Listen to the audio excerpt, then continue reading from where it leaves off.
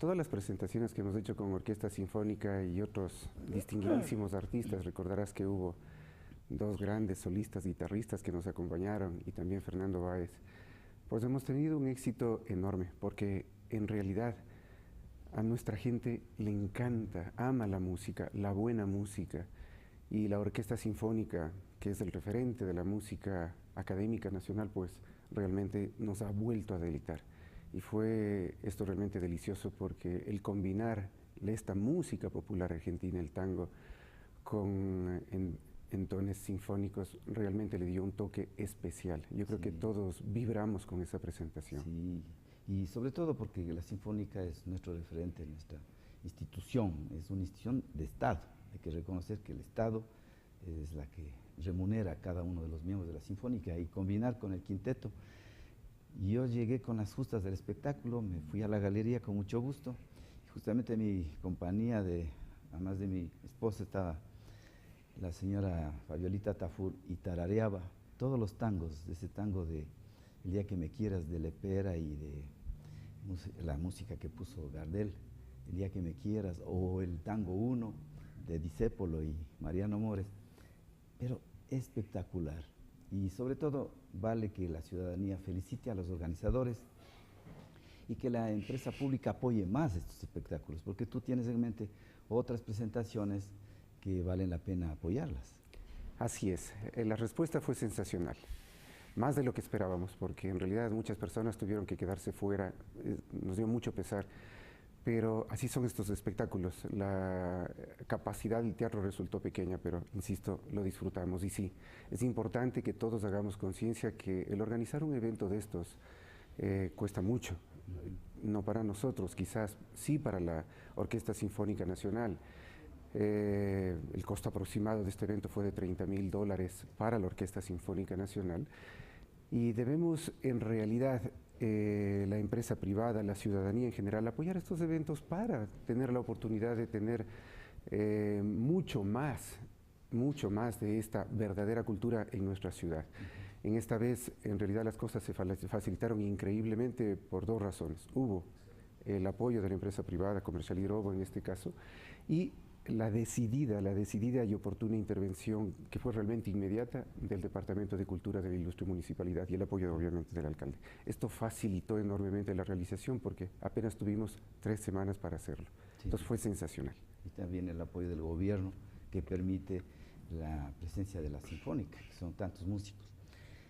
Te decía, Iván, que los problemas de movimiento, postura, problemas musculares se originan muchas veces desde el parto, en este tema que hoy vamos a hablar, la parálisis infantil cerebral. ¿Y con qué tanta frecuencia se da aquí? Mira, la parálisis cerebral infantil, que diría yo, como es una patología confinada a niños, es una patología del neurodesarrollo, se la conocía muy poco, o en realidad estábamos involucrados quienes trabajamos en el tema, los niños y sus padres, pocas familias, pero en realidad cuando se ha hecho esta apertura para conocer los casos y las personas que tienen algún tipo de discapacidad, vemos que es una patología muy frecuente. Desgraciadamente, en nuestro país, en Latinoamérica, no tenemos estadísticas reales, pero debes tener en cuenta que en los países desarrollados, en sus estadísticas calculan que 1 a 2 por cada 1000 niños tienen una forma de parálisis cerebral infantil. Por las condiciones y los desencadenantes que puede tener este grupo de enfermedades que llevan a esto de parálisis cerebral infantil, diríamos que en los países en vías de desarrollo esta patología sería mucho más prevalente e incidente. Yo personalmente calculo que no debería ser menos de 2 o 3 por 1000. Entonces esto habla de que es una enorme población de niños que están sufriendo este tipo de trastornos. Y esta parálisis que puede estar con o sin compromiso del desarrollo intelectual. Así es. El diagnóstico, o más bien dicho, la palabra parálisis cerebral infantil, que es una palabra realmente no feliz. No es nada feliz, porque es horrible tener que decirle a unos padres, su niño tiene parálisis cerebral infantil. ¿Qué se nos viene a ocho? Mi cerebro está paralizado. En realidad lo que hace referencia es que la mayor afectación es a las células del movimiento, a las neuronas motoras y a sus vías de movimiento. Por eso es que las alteraciones fundamentales son en el movimiento, en el tono muscular, en las posturas. Lógicamente esto está asociado a una serie de otras alteraciones en el cerebro, como por ejemplo el retardo cognitivo, que según las series puede estar presente en el 40, en el 50% de los casos, retardo mental en grados variables, desde leve hasta muy grave, como también otras entidades como la epilepsia, que mira, la epilepsia se dice que acompaña al 20, al 30% de todos los casos de parálisis cerebral infantil, pero insisto, mucho depende de la gravedad. Por ejemplo, yo que veo niños con lesiones realmente graves en varias localidades del Ecuador, en Otavalo, acá en Ibarra, en toda la provincia de Esmeraldas, en los páramos de Zumbau, en la provincia de Cotopaxi, en donde por la severidad de la afectación de la parálisis cerebral infantil, el porcentaje de epilepsia supera el 60%. Entonces es una comorbilidad terriblemente alta. Y se la clasifica más o menos en 6 grupos, ¿no? Porque depende de que si la parálisis solo de un brazo, de una pierna, brazo y pierna, las 4 extremidades, son 6 clasificaciones. Así es. Esto es importante porque quiero volver a insistir. Parálisis cerebral infantil no es un diagnóstico como por decir apendicitis, que sabemos que es una inflamación del apéndice. No, parálisis cerebral infantil es un conjunto de enfermedades, es un diagnóstico más bien funcional.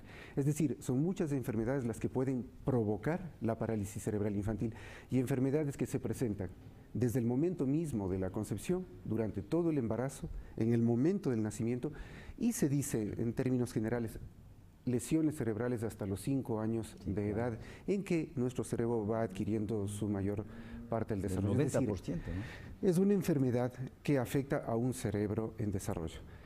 En cuanto a su clasificación, efectivamente hay varias formas de clasificarla, ¿no? De acuerdo al grado de afectación o al sitio de afectación. Por ejemplo, si se afecta a un brazo, hablamos de una monoparesia o monoplejía, es decir, dificultad de movimiento o ausencia total de movimiento de un miembro, en este caso del brazo. Una monoparesia o monoplejía, por ejemplo, de la pierna, ¿sí? Puede ser también una hemiplejía, es decir, todo un lado, ¿sí? El mismo lado del cuerpo está afectado. Brazo y pierna derechos, en este caso, están afectados. Puede haber una afectación solo de las piernas, esto es la paraparesia o paraplejía, insisto, parálisis de las piernas. Puede haber otro término, la diparesia. En la diparesia están afectados los 4 miembros, pero la afectación de las piernas es mayor y es leve la de los brazos, pero de los 4 miembros. Hay la tetraparesia o tetraplejía, en la que la afectación es brazos y piernas más o menos simétrica, pero imagínense lo que significa esto, una afectación de los 4 miembros. Cuadriplegia también. Es la cuadriplegia o tetraplegia, ¿no? Este es un diagnóstico, digámoslo así, de afectación anatómica, pero en general nosotros clasificamos a la parálisis cerebral infantil de acuerdo a la afectación del tono muscular. Quiero una pequeña explicación de lo que es el tono muscular. El tono muscular es un estado de contracción permanente que tienen nuestros músculos. Todo esto es controlado por el cerebro. Es decir, nosotros de este rato nos mantenemos sentados o estamos caminando o estamos en cualquier postura, es gracias a nuestro tono muscular. Entonces, el tono puede estar disminuido y el niño se muestra absolutamente flácido. O el tono puede estar aumentado y el niño está absolutamente rígido, tieso. Sí, entonces, en base a esas alteraciones del tono, nosotros clasificamos a la parálisis cerebral infantil en espástica o rígida. El niño totalmente rígido. O no espástica. Sí, o no espástica, una forma flácida. En las otras, el niño presenta una serie de movimientos involuntarios en las extremidades, en la cabeza, en la lengua. Entonces el niño se está moviendo constantemente sin poder controlar estos movimientos. A esta le llamamos parálisis cerebral infantil de tipo atetósico, movimientos amplios, reptantes, involuntarios, sobre todo de predominio distal, en manos, en pies, insisto, cabeza, lengua. También tenemos las otras formas de parálisis cerebral mixtas, que quizás son las más frecuentes porque no son componentes puros, ¿sí? Y también las otras formas en las que más está alterada la coordinación, que llamamos las formas atáxicas, en donde la parte principal afectada es el cerebelo, la parte posterior del cerebro. Entonces, en el niño no tiene coordinación. Por ejemplo, yo le pido hacer una pruebita de tocarse con el dedo a la nariz, el niño va a hacer esto y no llega. ¿Sí? Si quiere coger algo, va a hacer esto y va a tener mucha dificultad en tomar algún objeto. Estas son las formas entonces de parálisis cerebral infantil de tipo atáxico. Al caminar ellos se levantan, tienen que abrir las piernitas y caminan como borrachitos, ¿sí? Esa entonces es una forma de ataxia. Esta es otra forma de calificación, insisto, de acuerdo a las zonas afectadas, a la afectación del tono muscular. Pero debo insistir en algo. Desgraciadamente, la parálisis cerebral infantil tiene tras de sí un montón de patologías que afectan al cerebro. Lenguaje. Aparte de las afectaciones, lógicamente, que ya hemos comentado, va lo del lenguaje. Porque igual, todos los órganos, todas las estructuras que intervienen en el lenguaje son músculos. Lengua, faringe, laringe. Todo es esa coordinación. Si el tono está afectado, si estos músculos también están rígidos y la coordinación también está afectada, vamos a tener afectaciones severas del lenguaje. Problemas oculares. Problemas de los movimientos oculares que son frecuentes. 20-25% de todos los niños tienen trastornos del movimiento ocular. No pueden hacer un seguimiento ocular adecuado, claro, los músculos están rígidos. No pueden fijar la vista. Tienen sacudidas involuntarias igual de los ojitos, el nistagmus, es decir, un montón de alteraciones que tienden a agravar más. Afectaciones de otro tipo sensorial, auditivas también, sensoriales puras. Entonces, es una patología desgraciadamente muy amplia porque, vuelvo a repetir, es una patología que se da por afectación de un cerebro en desarrollo. En desarrollo, es decir, son enfermedades que causan esta afectación en el movimiento, en el tono muscular, todas estas afectaciones sensoriales y cognitivas, pero que son lesiones no progresivas, porque uno piensa que es una enfermedad que va a ir agravando. No, ya se hizo la lesión. Sí, no son progresivas, pero, insisto, en un cerebro en desarrollo. Si el cerebro recién se está formando y ahí se lesiona, las manifestaciones luego las veremos. Claro. Por eso a veces es muy difícil el diagnóstico en las primeras semanas o en los primeros meses de vida, y por eso es fundamental el control periódico de los niños. Iván, si aumentamos la cobertura en atención prenatal, se puede bajar, porque claro, hay muchas razones, muchas causas, pero mejorando un buen control prenatal con la tecnología, con la ecosonografía, con la biometría, que hoy el bienestar fetal, ¿se puede bajar el índice de parálisis? Yo creo que sí, Julito. Mira, antes se pensaba que la parálisis cerebral infantil se producía exclusivamente, y hasta ahora se lo cree, por la atención en el momento del parto. No fue atendido adecuadamente, el niño se asfixió y esto. No, cuando revisamos adecuadamente la historia clínica, vemos que ya hay problemas en los padres, vemos que ya hay problemas en el modo de la concepción. Una gran cantidad de embarazos en adolescentes y embarazos no planificados y no deseados. Es decir, ya en ese momento ya tenemos problemas. Si continuamos durante todo el embarazo, embarazos no controlados médicamente adecuadamente, inadecuada alimentación, con la pobreza que se maneja en nuestra población, rural, en las áreas rurales y en las áreas urbano-marginales de las grandes ciudades. Falta de ácido fólico. Imagínate, y de todos los nutrientes, de seguro vamos a tener parálisis cerebral infantil. Yo personalmente creo que mucho tiene que ver en la parálisis cerebral infantil la mala nutrición. La exposición a un montón de enfermedades que son prevenibles, toxoplasmosis, rubeola, que son falta en realidad de la educación que deberíamos hacer desde las etapas escolares y colegiales a todos para que en realidad evitemos estos riesgos.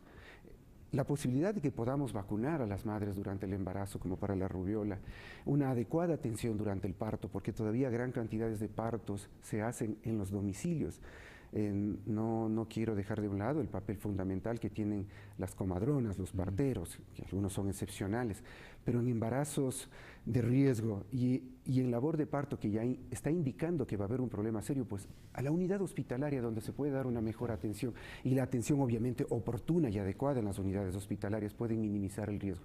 Por otro lado, como bien tú has dicho, la tecnología ahora, la ecografía, que ha desarrollado tanto la ecografía 3D, 4D, la ecografía estructural, ya nos ayuda a al menos saber que podemos estar enfrentando un problema muy serio, porque digo, al menos podemos saber porque muchas veces los daños son microscópicos en estructuras del sistema nervioso que empieza a formarse, acuérdense, desde el 6º día después de la concepción. Es decir, desde allí cualquier noxa que afecte a la madre puede afectar a ese cerebro que se está madurando y luego dar todas estas manifestaciones de parálisis cerebral. Y tú has citado a enfermedades que se los puede prevenir, por ejemplo, dices toxoplasmosis, citomegalovirus, si se puede hacer con un examen médico, el TORCH, que puedes hacerlo desde que está embarazada la madre, pero lamentablemente en los protocolos, como es costosa la prueba, pero hay mujeres que dicen, no, yo quiero hacer un sacrificio y quiero que me haga esas pruebas, justamente para detectarla desde el embarazo. Así es. Esto es importante porque la población está tomando cada vez más conciencia de este tipo de cosas y esto es ideal. Esto es en las parejas, en las mujeres que planifican. Claro. Desgraciadamente no es esa la mayoría. Y desgraciadamente muchos exámenes están lejos de personas que no tienen recursos económicos para costear eso. Ojalá, en realidad, el Estado con sus políticas puedan proporcionar todo esto para evitar el riesgo de este tipo de enfermedades que son catastróficas. Porque mira, este programa es educativo y hay personas que están informadas, hoy están en las redes, están en internet, y dice, yo quisiera que me hagan, mientras estoy embarazada, una prueba de mi tiroides, porque si la TSH, T3, T4 está alterada, ahí está el futuro intelectual del bebé, es la tiroides. Así es, Julito. Entonces hay que tener cuidado de eso. Así es, Julito.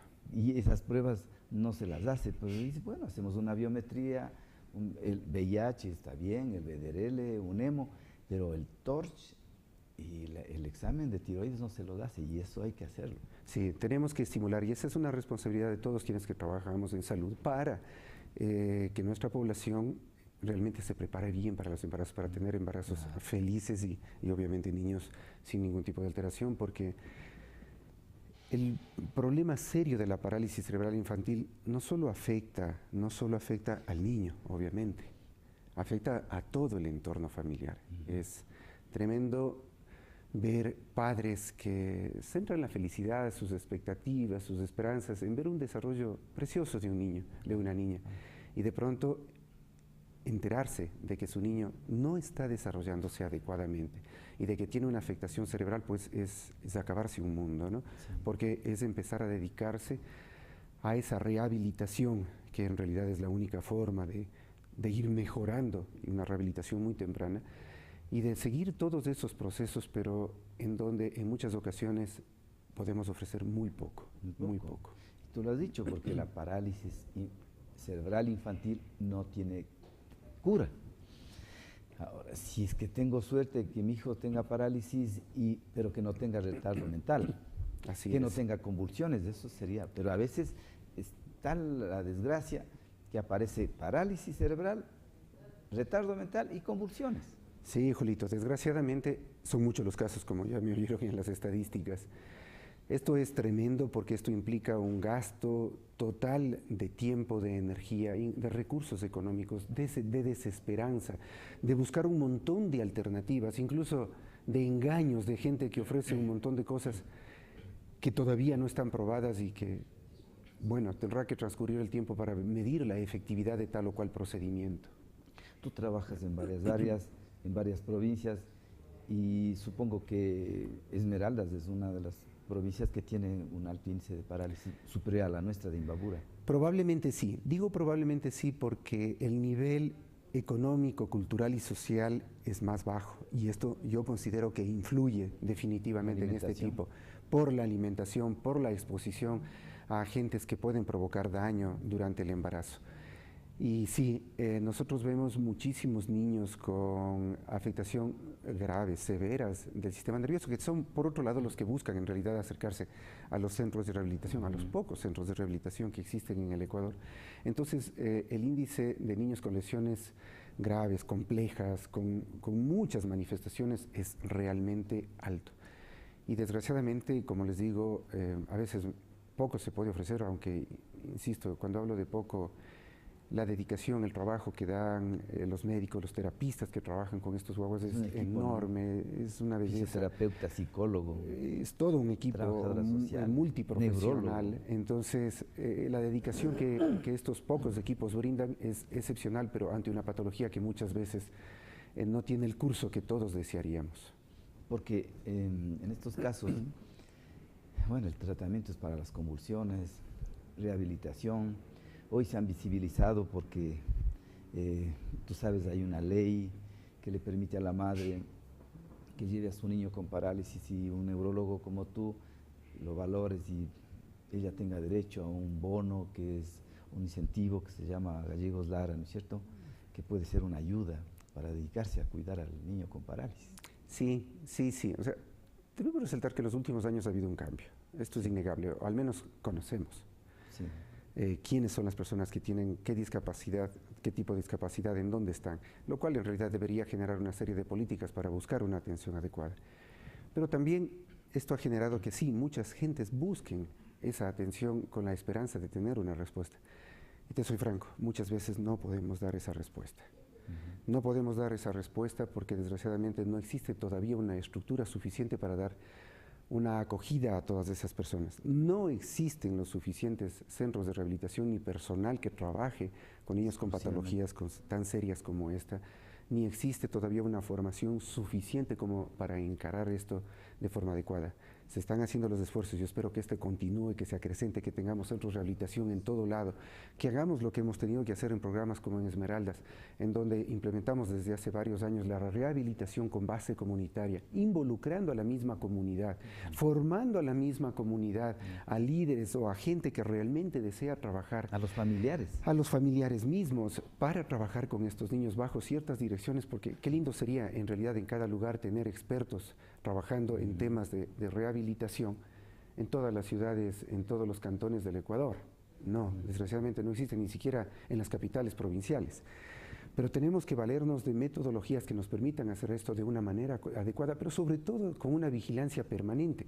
Es decir, no basta una campaña para detectar o para empezar a dar alguna norma de rehabilitación. No, esto es un proceso continuo y permanente, que si no lo mantenemos, que si no hacemos esa vigilancia, ese seguimiento, no tendremos éxito.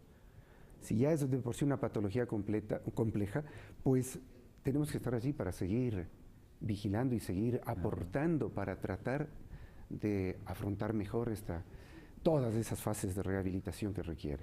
Porque esto requiere un equipo multidisciplinario, no solo es el médico, es el neurólogo, es el neurólogo pediatra, es el fisioterapeuta, la trabajadora social, el psicólogo, pero el terapista del lenguaje, ¿me entiendes? O sea, es un equipo muy grande. Muy grande. Si es que, bueno, estamos con esa esperanza de que haya más centros de rehabilitación, recuperación.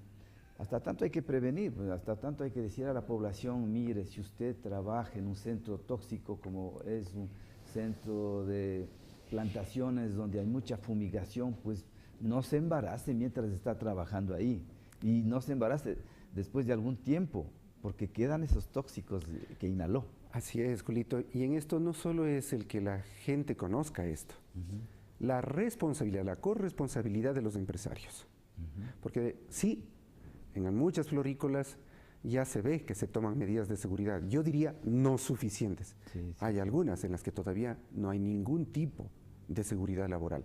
Entonces ahí hay la corresponsabilidad de los empresarios, hay la corresponsabilidad de las autoridades de salud y el control adecuado que deberían realizar para evitar estos riesgos en población joven, porque quienes trabajan allí, la gran mayoría son adultos jóvenes. Entonces es fundamental educar, es fundamental que todos cumplamos con las normas de protección laboral que se están implementando en todos los niveles. Insisto, esto es corresponsabilidad de todos, porque si yo conozco, no, tengo que aplicarlo. No, tengo que hacerlo. Es que tú has tomado un punto clave, es la corresponsabilidad, donde el empresario, claro, si tiene más de 20, 30, 40, 50, 100 personas y son gente en edad reproductiva, que lo primero que tiene que hacer es tener una persona, un educador para la salud, que le indique normas de cuidados, no solo que se ampute un brazo, que se corte, que se electrocute, no, pues hay que pensar en los embarazos que pueden salir un niño con parálisis cerebral. Parálisis cerebral infantil o cualquier otro tipo de enfermedad de tipo metabólica, incluso, imagínense, que son espantosas. Y son cosas que son prevenibles, que pueden ser prevenibles.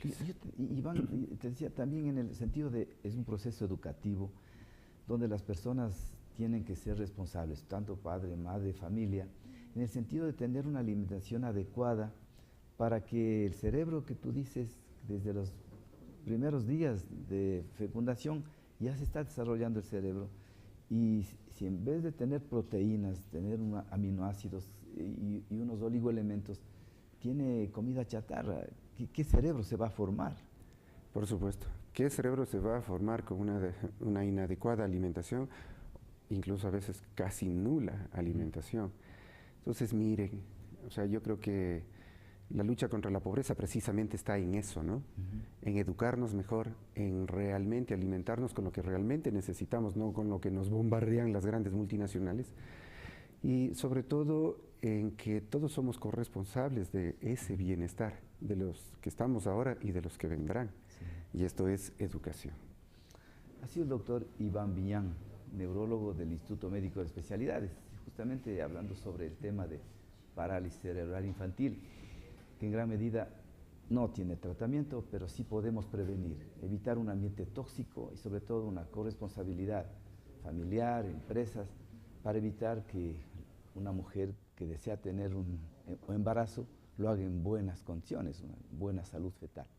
Muchas gracias, Iván, muchas gracias. Este programa se repite a las 2 de la tarde, 14 horas. Les esperamos el día de mañana con un nuevo programa Salud al Día. Gracias.